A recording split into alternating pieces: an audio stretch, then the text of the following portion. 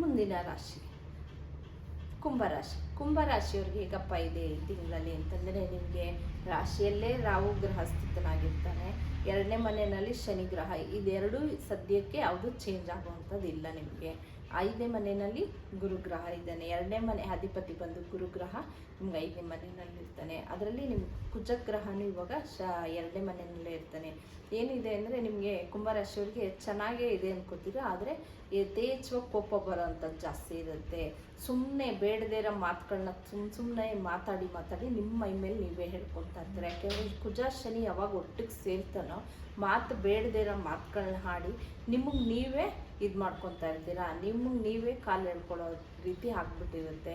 ಆದಷ್ಟು ನೀವು ಮಾತು ಕಮ್ಮಿ ಮಾಡಿದ್ರೆ ತುಂಬ ಒಳ್ಳೆಯದು ಅಂತಲೇ ಅನ್ಕೋತೀನಿ. ಇಲ್ಲ ಬೇರೆಯವ್ರ ಹತ್ರ ಏನಾದರೂ ಮಾತಾಡೋಕ್ಕೆ ಹೋಗಿ ನೀವು ಒಂದು ಸಿಗಾಕ್ಕೊಳೋದು, ಒಂದು ಬೈಸ್ಕೊಳೋಂಥದ್ದು, ಇಲ್ಲ ಬೇರೆಯವ್ರು ಯಾರಾದರೂ ನಗೋ ಥರ ಮಾಡ್ಕೊಳೋಂಥದ್ದು, ಈ ಥರ ಏನಾದರೂ ಕುಂಭರಾಶಿಯವ್ರು ಮಾಡ್ಕೊತೀರಾ.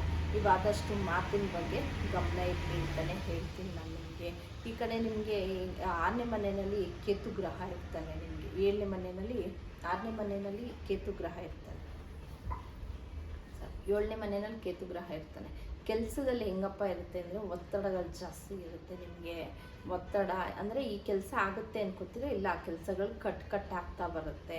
ಕೇತು ದಶ ನಡೀತಾ ಇದ್ದರೆ ನಿಮಗೆ ಒಳ್ಳೆ ಫಲನೇ ಇರುತ್ತೆ, ಇಲ್ಲ ಅಂದರೆ ಕಟ್ ಆಗುವಂಥದ್ದೇ ಇರುತ್ತೆ ನಿಮಗೆ. ಈ ಕಡೆ 3ನೇ ಮನೆಯಲ್ಲಿ ರವಿ ಮತ್ತು ಬುಧ ಇರ್ತಾನೆ. ಜಾಸ್ತಿ ರ್ಯಾಶಾಗಿ ಮಾತಾಡೋವಂಥದ್ದು. ಕೋಪ ಅನ್ನೋದು ಹೆಂಗೆ ಅಂದರೆ, ನಿಮಗೆ ಗೊತ್ತಿಲ್ಲದ ತಾನೇ ಅದು ಇದನ್ನು ತಾನೇ ಬರ್ತಾ ಇರುತ್ತೆ ಆ ಮಾತುಗಳು. ಆದಷ್ಟು ಕೋಪ ಬರೋವಂಥದ್ದು, ಯಾರಾದರೂ ಏನಾದರೂ ಒಂದು ಹೇಳಿದ್ರೆ ಅವ್ರ ಮೇಲೆ ಸಿಡಿದು ಬೀಳೋ ಅಂಥದ್ದು, ಈ ಥರ ಆಗ್ತಾ ಇರುತ್ತೆ ನಿಮಗೆ.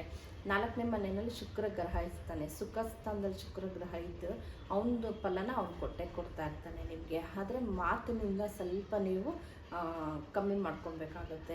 ನೀವೇನಪ್ಪ ಮಾಡ್ಕೊಬೇಕಾಗುತ್ತೆ ಪರಿಹಾರನ ಕುಂಭರಾಶಿಯವರು ಅಂತಂದರೆ, ಆದಷ್ಟು ನೀವು ಕುಜಗ್ರಹನ ಆರಾಧನೆ ಮಾಡ್ತಾ ಬನ್ನಿ. ಯಾಕೆಂದರೆ 15ನೇ ತಾರೀಕುವರೆಗೂ, 15 ಆದ ನಂತರ ಮತ್ತೆ ನಿಮಗೆ 3ನೇ ಮನೆಗೆ ಹೋಗ್ತಾನೆ. 3ನೇ ಮನೆಗೆ ಹೋದಾಗ ಸ್ವಲ್ಪ ಅದರಿಂದ ಒತ್ತಡ ಕಮ್ಮಿ ಆಗುತ್ತೆ. ಯಾಕೆಂದರೆ ಶನಿನ ಬಿಟ್ಟು ತನ್ನ ರಾಶಿಗೆ ತಾನು ಹೋದಾಗ ಆದಷ್ಟು ಕಮ್ಮಿ ಆಗುತ್ತೆ.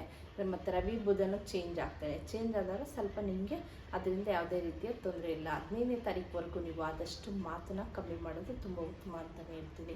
ನೀವೇನಪ್ಪ ಮಾಡಬೇಕು ಅಂದರೆ, ಕುಜಗ್ರಹನ ಆರಾಧನೆ ಮಾಡ್ತಾ ಬನ್ನಿ. ಒಂದು ಸುಬ್ರಹ್ಮಣ್ಯನ ದೇವಸ್ಥಾನಕ್ಕೆ ತೊಗರಿಬೇಳೆನ ತೊಗೊಂಡೋಗಿ ಕೊಟ್ಟು ಬನ್ನಿ. ಇಲ್ಲ ಯಾರಾದರೂ ಬಡವರು ಇದ್ದರೆ ಅವ್ರಿಗೆ ಇನ್ನೂ ಉತ್ತಮ, ನೀವು ಅವ್ರಿಗೆ ಕೊಟ್ಟರೆ ಅದರಲ್ಲಿ ಅಡುಗೆ ಮಾಡಿ ಊಟ ಮಾಡ್ತಾರೆ.